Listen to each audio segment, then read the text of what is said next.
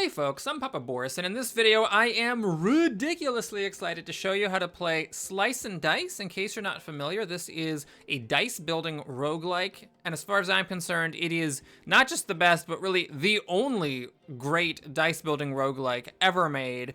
It's finally out on Steam, although it has been out on itch and Android for years. Now you can get it on Steam, iOS, Android, and itch, so wherever you want.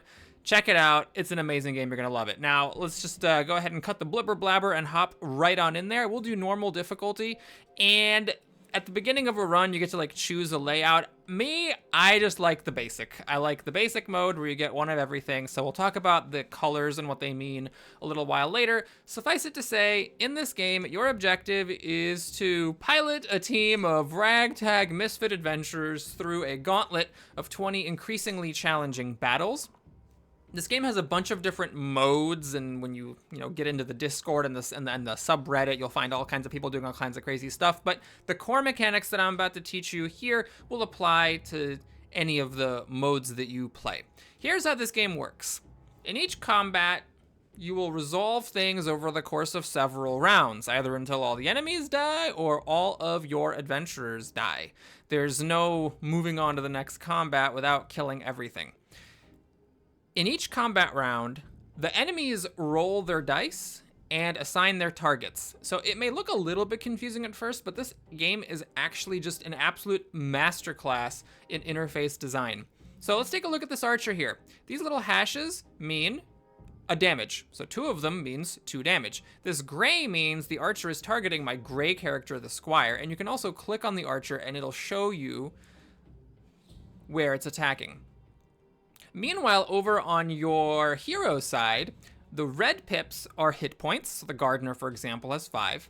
The yellow pips are damage that the character will take, meaning if you don't do something about this, that HP will be lost by the end of the combat round. If the character is glowing yellow like this, it means if you don't do something, they're going to lose all their HP and die. Similarly, this enemy, for example, is about to die as well because its die has that as an effect. You can click on a die to see what it does. See 4 damage death, meaning they die. So this bee will kill my ruffian, but it will itself die in the process. So following that logic, you can see this bee is attacking my thief for a damage, this bee is also attacking my thief for a damage, and this archer is attacking my squire for 2 damage. So it seems like both archers targeted the squire, both bees targeted the thief, except for the suicide bee who's trying to commit suicide against the ruffian. If you want, you can right-click on one of these dice and it'll show you this kind of interface. This is like the faces of the die. If you took a cube and you unraveled it, it would look like this. These are the 6 faces. So you can get deep into it if you want and learn all about what the enemy's possibilities are for long-term strategy and so on. But the great thing about this game is you don't have to do that. You can just let the enemies roll their dice, make their assignments, and then you can see very clearly on the left all that is about to happen. And you can click on the enemies to see, if you need to know which one is attacking which hero, that is also available to you just through a click of a mouse. Okay, now, after the enemies have rolled their dice and made their assignments, your heroes each roll 1 die. These are color-coded, so you can see yellow is the die of the ruffian, and blue is the die of my initiate, and so on. At this point, you proceed to play a little game of Yahtzee, where you have 2 rerolls, but you're allowed to reroll any subset of dice that you want. So I'll just tell you, I am not going to reroll this. This is the best die I could hope to roll for on my thief. If you right-click on your heroes, you can see what all of their faces are. So this thief has 3 sides that are blank, 2 sides that do 2 damage, and then the bow is also 2 damage, except it's ranged. Now, let's just talk about some of the keywords here, shall we? Ranged means that it can hit any enemy, and it doesn't trigger on-hit effects. So if an enemy has an ability like, when you hit me, you take a damage, the ranged attacks don't trigger that. You can also tell that these archers are indented. That means that they are in the back. You cannot hit an enemy that is in the back unless there are no enemies remaining in front, unless you use range damage. So with this bow, I will be able to kill one of these archers and take some pressure off of this poor beleaguered squire. Okay, these are shields. Note, by the way, I'm not playing optimally here. I'm playing to optimize explanatory power, not necessarily to optimize my decisions. I will be doing a very, very long playthrough of this game, so you can check the description below for a link to the playlist and follow along with that if you wish. Shields are used on your allies to block incoming damage, and it works similarly to other games. Typically, shields are lost before health, and in this game, when a shield is hit, it breaks. So like this would provide 1 armor, and then like, you know, that would mean that this B does 3 damage instead of 4. Now, if the squire applied the armor to himself, this archer would break the armor and then do 1 damage afterwards, and then this archer would do the full 2 damage. So it's not like it gives you lasting damage reduction, it's just sort of bonus HP that breaks before your regular HP does. This thing right here, which is amazing, I rolled a really fantastic set of dice for explaining lots of different things. This thing right here, you can right click on it, or sorry, left click on it. There we go, left click on it in here. Cleave means that it targets the enemy as well as the enemy above it and below it. And this does allow you to also hit enemies in the back. So if I target this B with this prong thing, it'll hit this B, and this archer. So I could not target this archer directly with it because the archer is in the back and this is not ranged, but I could hit it indirectly by targeting someone below it. And then this right here is mana. So we'll need to talk a little bit about mana because mana is a very interesting system in this game. This thing also has growth. Growth means that each time that you use it, the value of the die increases by 1 for the rest of the fight. So right now, it'll give me 1 mana, but if I roll this and keep this die in a future turn, it will give me 2, and then after that 3, and so on. This is a blank, so I'll try re-rolling the gardener's die. And the gardener rolled this weird thing, which is growth. So what this does is it heals one of your allies for 1, and it makes it so that all of their dice get +1 pip for the entire rest of the fight, which is kind of nifty. Now, healing in this game, basic healing is through these hearts.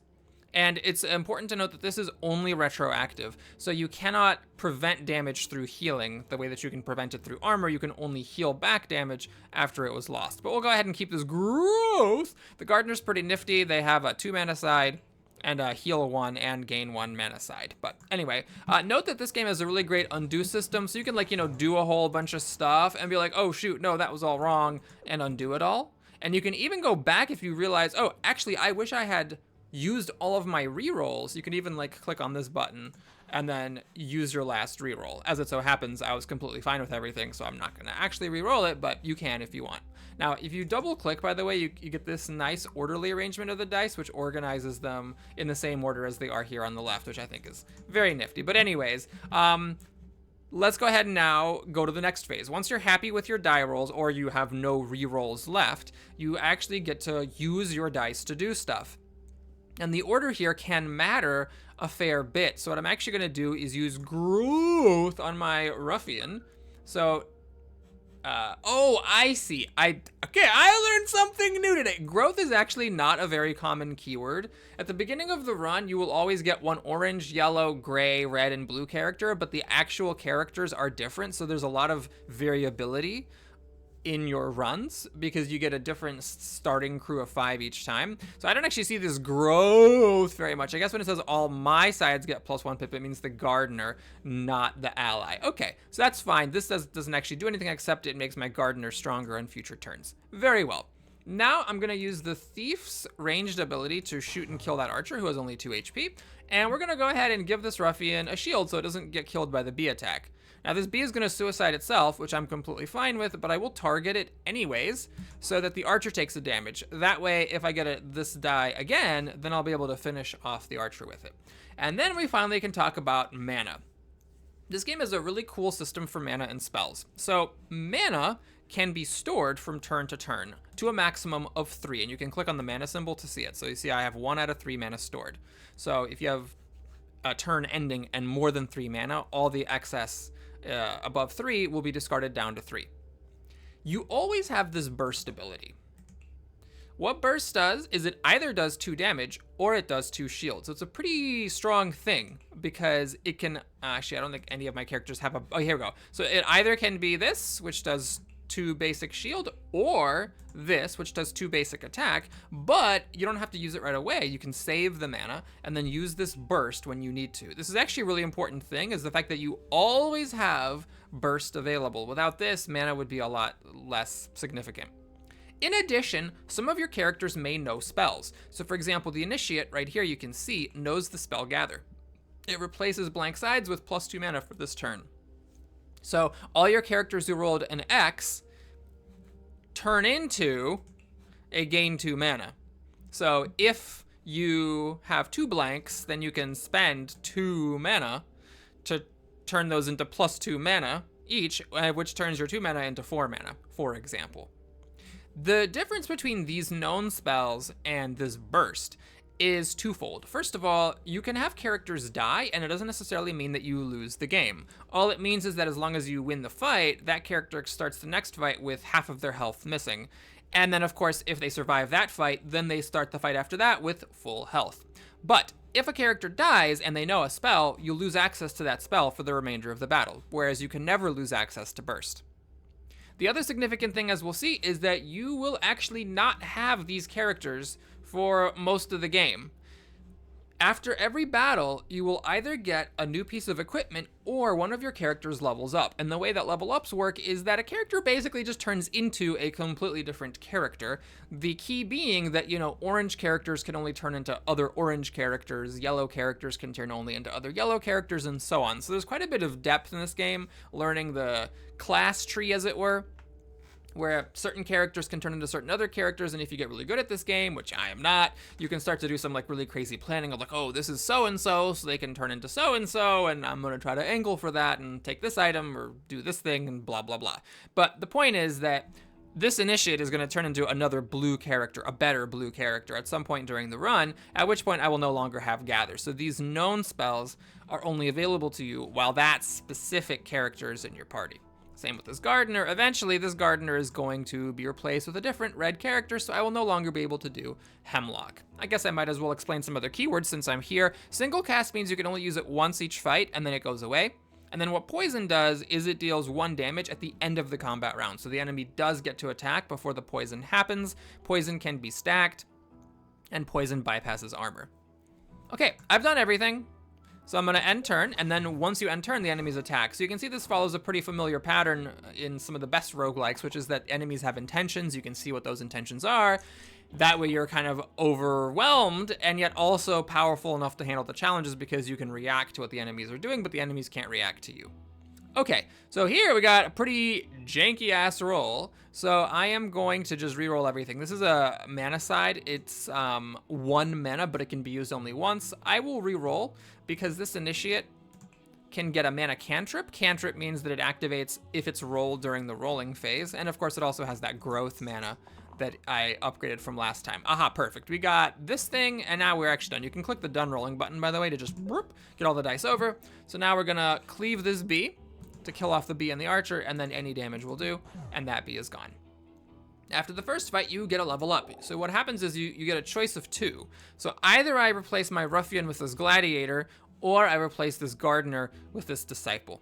And I'll take the gladiator because it has some new mechanics here. So these yellow dice have the engage ability. It's double damage against targets with full HP. So this is actually a whopping 4 damage against a target that has not been hurt yet. And then these sides are kind of nice. It's 2 shield to the self and 2 damage to the enemy. So now my ruffian, who was, had some pretty good stuff going on here, but my ruffian will go away and we'll get a gladiator. I'll do just one more fight in the starting guide video to show you the items and how that system works. And again, not to necessarily play optimally, but just to talk you through some moves so you can see how this game might function. So we're gonna grab mana. I like getting 2 mana, and this squire needs some shields, so this is something I will take. It's a 2 shield with the catch that if you use it on an ally, all the attacks against that ally that round redirect to you. Gladiator I want to keep rolling because I want a chance of getting 4 damage, and then the initiate I'm going to keep rolling because they have better mana dice. We got 2 damage, is about as good as the thief can do. There's a mana cantrip. I don't want just 2 shields for the gladiator, so I'll re-roll. And I got a blank, so what I'm going to do here is collect my mana, gather, turn these blanks into mana. Now I have a bunch of mana. And okay, it's a little bit underwhelming after that. We will shoot this rat and kill it, and then save 3 mana for the future. I could use hemlock, and actually I should. Let's get the poison damage going. Notice the wolf took a damage and a poison. That's generally how it works. Poison X means the enemy takes X damage and then also gets X poison. So if you can upgrade your poison effects, you can do some pretty crazy stuff, like 3 damage and 3 poison. Now here, I'm gonna take a bit of a weird line. I'm actually gonna keep all these blanks to use with Gather, because I have the mana for it. And then I'm going to try to roll some damage or something with the Squire. Okay, I rolled a damage. All right, now this is actually a little special die. It's the only damaging side on the Squire, so I'm, I guess, a little lucky that I rolled it. This does focus, meaning that if the previous die targeted the enemy, this will do double damage. I don't have any dice, however, that target enemies, so it's just 1 damage. But that's fine. So we're gonna gather, get a bunch of mana, whack this wolf, and then we're just gonna see how much I can burst. I'm gonna use the keyboard shortcut Q for the first spell. Barp, barp, barp. And the gardener's dying. Okay, well, maybe that wasn't the smartest thing to do. So what we're gonna do instead is put some shields on this gardener so it doesn't die. This wolf will tick down to 2 HP, so I should be able to do 2 HP and kill it. And then hopefully we can deal with whatever this wolf has. Okay, so 2 damage is fine, 2 damage is fine, 2 damage is fine. That's actually enough, so we'll attack that wolf twice. And then we get this to finish that wolf off. Now, after this fight, we're getting an item. It alternates. Level up, item, level up, item, level up, item. And the way it works is that the first time you get an item, you get a tier 1 item. And then after that, you get a tier 2 item, and so on. You have a choice of 2 of the current tier, and you also have a choice of a random. Now you'll notice this time it says a random tier 1 item. That's not necessarily always going to be the case. The way it works is that the random option is itself random with the average equal to the current tier. So for example, when you're getting a tier 5 item, you might get the option to take a random tier 5 item, but it can also be like a random tier 4 or 6 item, and you roll the dice. You might get a tier 4 or a tier 6. If I've seen for tier 6, have it be like gain 3 random tier 2 items, which honestly isn't really that great, but you know, you have like a random option if you don't like either of the 2 that you've been given. Now reagents, what it does is it replaces the 2 right sides with a blank and a heal 1 regen. This heals an ally for 1, or yourself for 1, and also gives you 1 regen. Regen means you gain 1 health at the end of each turn. And then Anchor is nice. At the beginning of the first turn, you get self-shield too. Note that if you're not targeted at the beginning of the first turn, this is sort of wasted. So neither of these is that great, because, you know, they're tier 1 items. But we'll go ahead and grab this Anchor. You know, that might be helpful later in the game. You can expect to get targeted pretty regularly. And let's go ahead and protect our thief. Every character can have 2 items equipped, and we'll see this in the playthrough series, but I'll just mention it now. If you have 2 dice that affect... 2 items that affect the faces on your die. The top one takes effect first, and then the bottom one takes effect second, and actually it can be significant which order you put things in. So if something is not happening the way you want, just consider swapping your items. Because if you have a thing that's like, replace the middle side with blah, and then the bottom thing is like, blah gets engage, then you want that to happen first, and then the engage to happen second. If you do it the other way around, your basic die will get engage, and then it will get replaced. Anyway, that was a lot of talking into the menu for something that doesn't even really matter that much, but the point is, thanks for watching. Hope you enjoyed it. Please like and or subscribe, and again, if you like, check out the link in the description for my playlist, where I will be doing a lengthy playthrough series on this game, just to give you an idea if you're interested. I'm going to try to beat the game once on normal difficulty, which, you know, I have done a few times in a row. This is actually not in a row. I think this is just the total number of times that you've beaten it.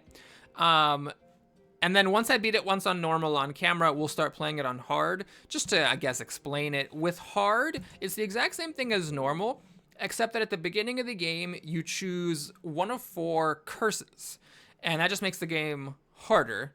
And you might think, oh, well, that doesn't seem like that big of a deal. It's just the basic game, but with like a little curse. But like the basic game, in my opinion, is quite challenging. So adding a curse to the proceedings, you know, makes it really tricky. So I will try to beat the game with as many curses as I can. There's a bunch of different ones. It's not just these 4. There's like, you know, I don't actually even know how many different curses there are, because the latest update that brought the game to Steam added a whole bunch of them.